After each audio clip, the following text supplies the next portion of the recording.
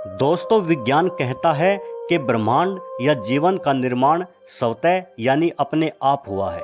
मतलब अगर विज्ञान की मानी जाए तो सृष्टि या ब्रह्मांड के निर्माण में भगवान की कोई भूमिका नहीं है। असल में भगवान है या नहीं, ये एक ऐसी बहस है जिसका कोई अंत नहीं है। ना ही भगवान को प्रमाणित किया जा सकता है और ना ही गलत साबित किया जा सकता है।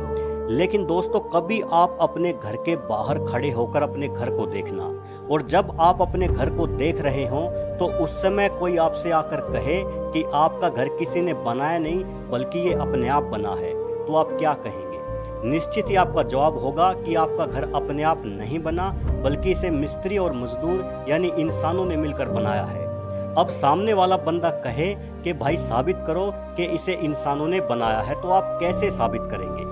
तो दोस्तों, इसे साबित करने के लिए बस एक ही शब्द काफी है और वो शब्द है व्यवस्था यानी अरेंजमेंट। दोस्तों, व्यवस्थाएं कभी अपने आप नहीं बन सकती। आपके घर की पहले नींव खोदी गई ताकि घर को मजबूती मिले, फिर उसमें ईंटों और सरियों का प्रयोग हुआ, हर दीवार बिल्कुल सीधी बनाई गई, अंदर बाहर जाने के लिए दरवाजे, हवा आने जाने के लिए खिड़कियां बनाई गई, छत के खुले हिस्से पर लोहे की रेलिंग लगाई गई ताकि कोई छत से नीचे ना गिर जाए, नीचे से ऊपर और ऊपर से नीचे जाने के लिए सीढ़ियां बनाई गई। ये सब व्यवस्था ही तो है। अगर आपका घर अपने आप बनता तो निश्चित ही इतना व्यवस्थित नहीं होता, क्योंकि व्यवस्थाएं अपने आप नहीं बन सकती। अब आप प्रकृति की तरफ देखिए, क्या आपको इसमें कोई व्यवस्था नहीं दिखती? जब बच्चा पैदा होता है तो वो कुछ नहीं खा सकता, तो स्वतः माँ के स्तनों में दूध उतर आता है। सिर्फ इतना ही नहीं, जो बच्चा अभी अभी पैदा हुआ है तुरंत अपनी माँ के सीने से लगते ही खुद ब खुद दूध पीने के लिए अपना मुंह चलाने लग जाता है। क्या यह कोई व्यवस्था नहीं है? हम ऑक्सीजन लेकर कार्बन डाइऑक्साइड छोड़ते हैं, वही पेड़ कार्बन डाइऑक्साइड लेकर ऑक्सीजन हमें देते हैं। क्या यह कोई व्यवस्था नहीं है? हमारी पृथ्वी 23 डिग्री पर झुकी हुई है जिससे मौसम बदल सके। गर्मी पड़ती है तो समुद्र से जलवाष्प उड़कर बारिश होती है और सभी जीव जंतुओं की प्यास बुझती है। ये सब कितनी शानदार व्यवस्थाएं हैं। निश्चित तौर पर ये व्यवस्थाएं अपने आप नहीं बन सकती। जिस प्रकृति ने ये सब बनाया है उसे आप भगवान, अल्लाह, गॉड, वाहेगुरु कुछ भी कह सकते हो। ये आपकी मान्यता पर निर्भर करता है। लेकिन दोस्तों, फिर सवाल ये उठता है कि अगर भगवान ने हमें बनाया तो फिर भगवान को किसने बनाया? भगवान कहाँ से आया? तो दोस्तों, इस सवाल का जवाब खोजने से पहले मैं आपको कुछ दिखाना चाहता हूँ। दोस्तों, ये हमारी पृथ्वी है जिसका डायमीटर करीब 13,000 किलोमीटर है। पृथ्वी से करीब 17 गुना बड़ा ग्रह नेपच्यून है। हमारे सौरमंडल का एक और ग्रह शनि हमारी पृथ्वी से करीब 760 गुना बड़ा है। उसके बाद आप बृहस्पति को देखिए, ये हमारे सौरमंडल का सबसे बड़ा ग्रह है। ये इतना बड़ा है कि इसमें एक साथ 1300 पृथ्वी समा सकती है। इसके बाद आता है सूर्य, ये हमारे सौरमंडल का तारा है और इसमें समा सकती हैं 1,30,000 पृथ्वी। है ना हमारा सूर्य बहुत बड़ा? लेकिन अगर आप सूर्य की तुलना सिरियस नामक तारे से करें तो आपको सूर्य भी छोटा दिखाई देगा। लेकिन सिरियस सबसे बड़ा तारा नहीं है, उससे भी बड़ा है पोलक्स। लेकिन ब्रह्मांड में पोलक्स से भी बड़ा तारा मौजूद है आर्कट्रस, परंतु उससे भी बड़ा है एल्डेब्रान, और एल्डेब्रान से भी बड़ा तारा है जिसका नाम राइजल रखा गया है। लेकिन अंत यही नहीं है दोस्तों, राइजल से भी बड़ा तारा जो हाइपर जाइंट की श्रेणी में आता है वो है पिस्टल स्टार, और ये सिलसिला ऐसे ही चलता रहता है। पिस्टल स्टार से बड़ा है एंटेरस, एंटेरस से बड़ा है बेटलजियस, उससे भी बड़ा है वी वाई कैनिस मेजोरिस, और इन सबसे बड़ा है यू वाई स्क्यूटी, और न जाने कितने ही अन्य अरबों खरबों तारे सिर्फ हमारी आकाश गंगा में है। दोस्तों, यह है हमारी आकाश गंगा मिल्की वे। यहाँ से आप देखोगे तो आपको अपनी पृथ्वी लाख गुना जूम करने पर भी दिखाई नहीं देगी। पर दोस्तों, अभी बात खत्म नहीं होती, ये तो बस शुरुआत है। ऐसी ही न जाने कितनी ही आकाश गंगाएं जिनमें अरबों खरबों तारे, सूर्य, ग्रह सब समाये हुए हैं।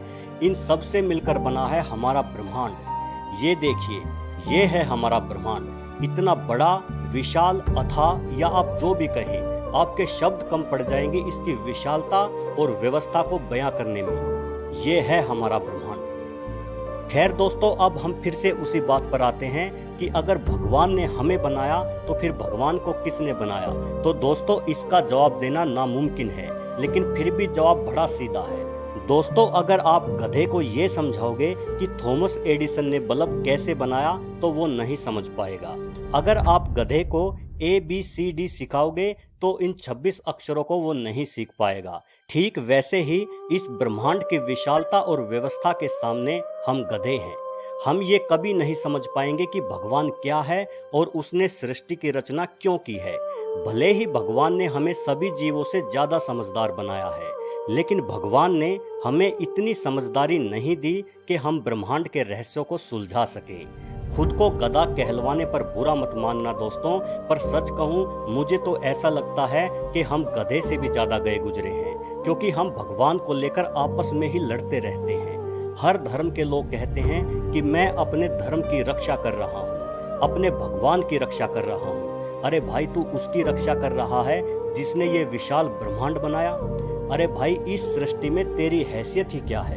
एक कीटाणु है तू, कीटाणु। तुझे क्या लगता है कि जो पल भर में तुझे खाक में मिला सकता है उसे तेरी रक्षा की जरूरत है? कोई कहता है यहाँ राम मंदिर बनेगा, तो कोई कहता है नहीं यहाँ मस्जिद बनेगी। अरे कीटाणुओं, नहीं जरूरत है उसे तुम्हारे मंदिर या मस्जिद की। नहीं आएगा वो तेरे मंदिर में या तेरे मस्जिद में रहने। वहाँ कोई अनाथ आश्रम बना लो भाई, बेसहारा बच्चों को सहारा मिल जाएगा और तुम्हारी लड़ाई भी खत्म हो जाएगी। मुस्लिम हिंदुओं को काफिर बोलते हैं और हज पर चले जाते हैं।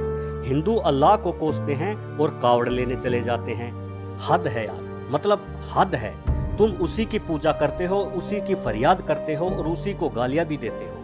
भगवान, गॉड, अल्लाह, वाहेगुरु, पता नहीं ये है भी कि नहीं, लेकिन अगर ये हैं तो ये सब अलग अलग नहीं हैं। ये एक ही इकाई के नाम है जो कि तुम लोगों ने रखे हैं। उसने कभी अपना नाम नहीं बताया, तुम लोगों ने ये नाम रखे हैं और फिर उन्हीं नामों को लेकर दंगे करने लग जाते हो और खुद को गधे से ज्यादा समझदार बतलाते हो।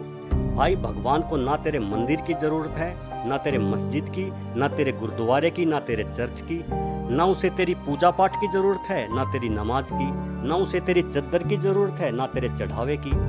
उसी की बनाई गंगा का जल तू उसी पर छिड़कता है और उसी की बनाई प्रकृति से फूल तोड़कर उसी पर चढ़ाता है और सोचता है कि अब भगवान खुश हो जाएगा। नहीं भाई, नहीं होगा, बिल्कुल नहीं होगा। वो खुश तब होगा जब तू भगवान की पूजा करके उसी के बनाए मुसलमानों को नहीं कोसेगा, या तू नमाज अदा करके उसी के बनाए हिंदुओं को भी प्यार और सम्मान से देखेगा। वो तब खुश होगा। जब तू उसके हर माने जाने वाले स्वरूप के सामने सर झुकाएगा, वो तब खुश होगा।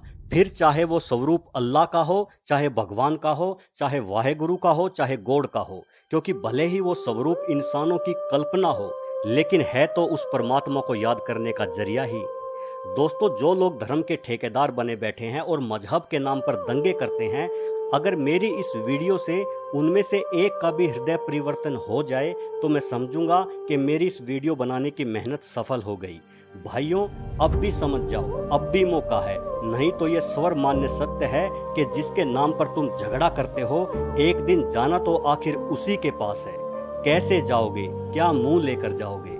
याद रखना मेरे भाइयों, उसकी लाठी में आवाज नहीं होती। तुम्हारे महल चौबारे यहीं रह जाएंगे सारे, अकड़ किस बात की प्यारे, अकड़ किस बात की प्यारे, ये सर फिर भी झुकाना है। सजन रे झूठ मत बोलो, खुदा के पास जाना है। न हाथी है न घोड़ा है, वहाँ पैदल ही जाना है। सजन रे झूठ मत बोलो, खुदा के पास जाना है।